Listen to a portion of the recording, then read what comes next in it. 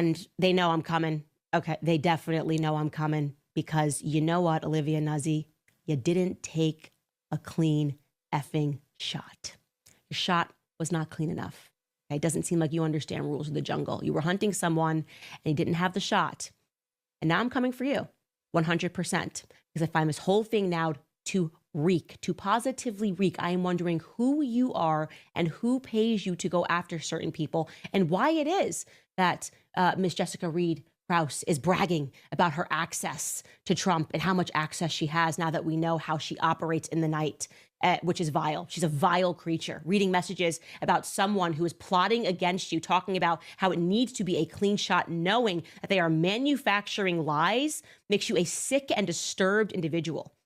Okay, to correct that, that is actually Jessica Reed Krause's car that she is driving around, and she is pretending that she got it a long time ago, and the car is not registered at all to California, and both of these women are liars. So I don't know whose car it is. I want to be very clear. We have caught both of these women in multiple lies leading up to this, and all we know is that these two women are protecting one another, and they are running a Substack and going after conservatives.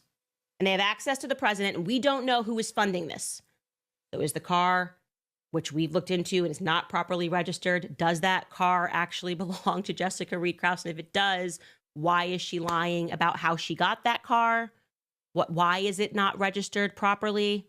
And why is she driving around in this car with RFK Jr.'s mistress? Are things weird here? Yes, they're very weird. And now, suddenly, Jessica Reed Krause needs a break, you guys. She posted on her Substack saying that she needs to take a step back. And we're going to read that. I mean, she tried to couch it and hide it by also using a quotation from Jessica Mann. We'll pull these two things apart. This is what she has to say. She writes to her many Substack followers who are unsubscribing at the moment, "My instinct is always to wait until my emotions settle before writing to, quote unquote, explain. Writers are different than podcasters. Live media thrives on immediate response. Words on pages meant to translate experiences come slower and don't go viral. So while I can't expand on or engage with the internet's version of events, the way it's spun and distorted the very messy, very personal loss of a longtime friend and writer. I do want to say this. I deeply regret how it's all played out. I regret my part, and I have, of course, my reaction fired by pain. There is so much behind the scenes that is fueled by. But I'm stunned by how much has been misconstrued to satisfy the audience of seething strangers and boost someone else's live views." She's actually accusing me, the person who survived her hit piece, of just trying to boost my live views. Oh, I'm just trying to have a baby, Jessica, and you're orchestrating clean shots behind the scenes, okay? "I asked that a broken friendship not be dragged into a fight over an opinion piece, but that ask was twisted into something else too. You are a liar. I never wanted to, quote, go to war with Candace Owens. In many ways, she's been an ally. We agree on a lot. I regret how this feud unfolded, but I also know that there are hard-earned lessons here. When a major rupture happens, especially one that's ugly and impossible to neatly explain, you see how quickly a narrative can take off, how a viral attack can consume you while you're still processing private heartbreak." I mean, she's so full of it. "In this case, it's often easier to surrender to the noise than to defend yourself, because defending yourself means revealing private details that the internet does not deserve.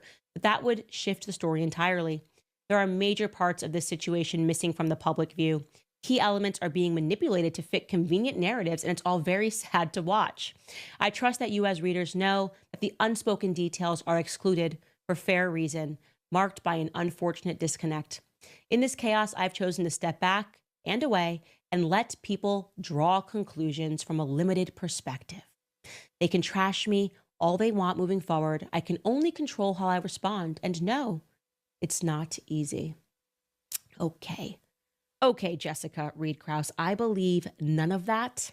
Okay. You are not a victim here. That should have read is, "I am a total piece of crap who got caught being a piece of crap. And I apologize to my readers who believe that anything that I've ever done has ever been authentic, when really I was off to the highest bidder as soon as that bid was made available to me. And we're now going to find out what that bid was. We are going to find out, as I said, this car is not legally registered, who actually owns that car. Is it Olivia Nuzzi, Malibu, or is it Jessica Reed Krause in Malibu? And yeah, no, I'm not believing lightning struck and RFK is on the plates of this car that you're driving around that is unregistered in Malibu, okay? And I'm not believing that your friendship with her, which you are fighting to protect from the public while taking down your actual friends, is just, out of the blue. There is something sinister going on here. And I want to also add here that the irony in all this for me personally is last night I was thinking about my granddad, and I still very much grieve my grandfather. About, I would say, every 4 months, I will just have a good cry about missing my grandfather. And it's not a sad cry. It's like just going through moments in my life and trying to imagine what his wisdom would be and what an honorable man he was. And I thought to myself last night, the saddest part of the state of affairs today in America is we do not have honorable men. We don't have honorable men anymore. We have the most despicable, disgusting men and women pretending to lead the charge, people who are the most undeserving of platforms, the most undeserving of fans, and who will literally say and do whatever behind the scenes if it means they get invited to the right party. We're disgusting. We have just become a nation that should hang its head in shame.